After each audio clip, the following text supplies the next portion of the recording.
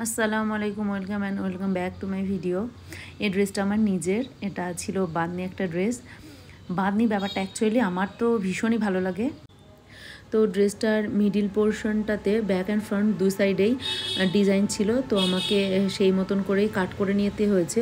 Sleeves করার জন্য তো কাপড় বেঁচে ছিল, কিন্তু স্লিভসের মাঝখানে একটা জয়েন পড়ে যাচ্ছিল, তো আমি ভাবলাম যে জয়েন দিয়েই আমি কিছু ডিজাইন বানিয়ে নেবো। তাই আমি ভেবে রেখেছিলাম কি পাজামার যে রেড কালার কাপড়টা আছে ওখান থেকে আমি খানিকটা কাপড় একটুখানি বাঁচিয়ে দেন পাজামাটা করব, বাট পাজামাটা করার সময় আমার একদমই খেয়াল ছিল না, তো তাই আমি কোনো রকম কাপড় রাখিনি। বাট কাটিং করার পরে যে টুকরো কিছু বেঁচে ছিল সেইটুকুই আমার কাছে ছিল, তো আমি ভাবলাম যে এইটুকু দিয়ে কী করা যায়। অনেক ভেবে চিনতে আমি এখানে যা টুকরো ছিল সেগুলোকে 2 বা 1 ইঞ্চ করে আমি কেটে নিয়েছি অনেকগুলো টুকরোতে। আর ডিজাইনটা এখানে আমি ভাবলাম যে মিডিলে যেহেতু জয়েন পড়বে, তো এই টুকরো টুকরো কাপড়গুলো দিয়ে আমি ট্রায়াঙ্গেল একটা শেপ বানিয়ে নেব, যেটা মিডিলে দিয়ে দেব। আর নিচের পোর্শনটা ওই স্কুপের মতন যে হয় ওরকম টাইপের পাট্টি করে নেব। আর ড্রেসটাতে অরেঞ্জ কালারের থ্রেড দিয়ে ডিজাইন করা ছিল, আর সিলভার কালারের কিছু বিডস দিয়ে কাজ করা ছিল, তো আমিও ভাবলাম ওরকমই কিছু একটা করব। আমি আগে থেকে এক্স্যাক্ট ডিজাইন ভেবে রাখিনি, কারণ আমি করতে গেলে আমি জানি কিছু না কিছু আমি চেঞ্জ করে দেবই, তো ভাবলাম যে তখনই ভাববো আমি অ্যাকচুয়ালি কী করব। এরপরে টুকরো কাপড়গুলো আমি ট্রায়াঙ্গেল শেপ দিয়ে নিচ্ছিলাম, তো বারবার খুলে যাচ্ছিলো বলে আমি ফেব্রিক গ্লু দিয়ে পুরোটাকে আটকে নিয়েছি। তারপর এখানে আমার সব কটা ট্রায়াঙ্গেল কমপ্লিট, আর ওগুলোকে আমি আয়রন করে দেন আমি অ্যাটাচ করেছি।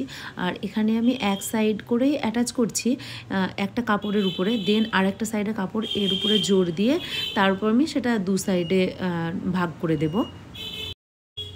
এরপরে এভাবে আমি যে ট্রায়াঙ্গেলটা যেদিকে দেব সেই মতন করে এরপরে আমি এই ডিজাইনটার দুপাশে পিন টাক্স দেওয়ার জন্য 2 ইঞ্চি দূরে আমি মার্ক করে নিয়েছি, তো দুটো করে দেব দু সাইডে, দুটো চারটে, তো সেজন্য আমি মার্ক করে নিয়েছি।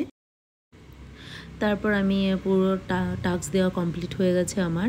তো এরপরে নিচের যে ডিজাইনটা করব সেটার জন্য আমি ক্যানভাস পেপারের স্কুপের এরপরে আমি পট্টিগুলো সব অ্যাটাচ করে দিয়েছি। পাট্টিগুলো লাগানোর পরে আমি সিলভারের যে বিডসগুলো হয় একটু বড় সাইজের যাতে দেখা যায়, তো এই বিডসগুলো আমি সুতো দিয়ে হ্যান্ড স্টিচ করে নিয়েছি। তো এখানে আমার পুরো হ্যান্ড স্টিচ করা কমপ্লিট হয়ে গেছে।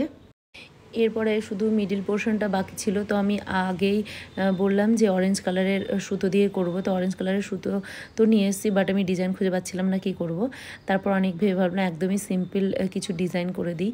তো এখানে আমি চেন সেলাই করছিলাম, তো আমি যখন এই চেন সেলাইটা করছিলাম তখন শুধু আমার একটা কথাই মনে পড়ছিল, সেটা হলো আমি যখন ক্লাস 5-এ পড়তাম তখন আমাদের ওয়ার্ক এডুকেশন একটা সাবজেক্ট ছিল, আর তখন আমাদের ম্যাম রুমাল তৈরি করা শিখিয়েছিল, আর তখন ফার্স্ট টাইম আমি চেন স্টিচটা শিখেছিলাম।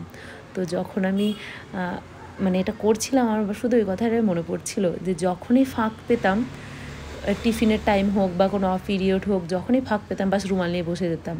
মানে দেখতে তখন রুমালগুলো একদমই ভালো হতো না, ফার্স্ট শিখেছিলাম আবার ওই বয়সে, কিন্তু নিজের হাতে বানানো জিনিস সিরিয়াসলি মানে জাস্ট মানে ফিলিংসটা পুরো অন্যরকম হয়। তো এখানেও আমি ওখানে একদমই সিম্পল ডিজাইন করে নিয়েছি, যে লাইনগুলো করেছি ওটা চেন স্টিচ করে নিয়েছি। আর পিনটাক্সের মাঝখানে যে ছোট্ট মতন জায়গাটা ছিল ওখানে আমি ভাবলাম একটা ফ্লাওয়ার করে দিই। আগে কিছু ভাবিনি যে কী করবো, বাট যখন স্টিচটা করছিলাম তখনই আমার মনে হলো যে একদম প্লেন না করে মাঝখানে আমি দুটো ফুল করে দিই। আর যে আমি বিডসগুলো লাগিয়েছি সেই সেম বিডসগুলো আমি ফ্লাওয়ারগুলোর মাঝখানে আমি অ্যাটাচ করে দিয়েছি। তো এভাবে আমার পুরো ড্রেসটা কমপ্লিট হয়ে গেছে। এটা ছিল এর পুরো লুক। আর ড্রেসটা কেমন হয়েছে অবশ্যই আমাকে কমেন্ট করে জানিও, স্পেশালি স্লিভসটা, কারণ ওটা আমি নিজে করেছি।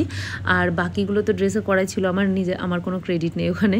তো থ্যাংক ইউ পুরো ভিডিওটা দেখার জন্য। তোমরা যদি এরকম সেম ডিজাইন বা অন্য নিজেদের পছন্দের ডিজাইনের কিছু ড্রেস ব্লাউজ আমার কাছ থেকে বানাতে চাও, অবশ্যই আমার সাথে কন্ট্যাক্ট করো ফেসবুক আর ইনস্টাগ্রামে।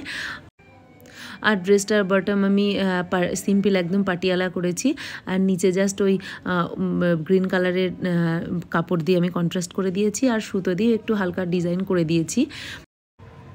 আর এটা ছিল ড্রেসটার dupatta. Thank you so much আমার পুরো ভিডিওটা দেখার জন্য। আর যারা আমার পেজ ফলো করেনি অবশ্যই ফলো করে দিও, আর ইউটিউবে যারা চ্যানেল সাবস্ক্রাইব করনি অবশ্যই করে দিও। Thank you once again, tata by.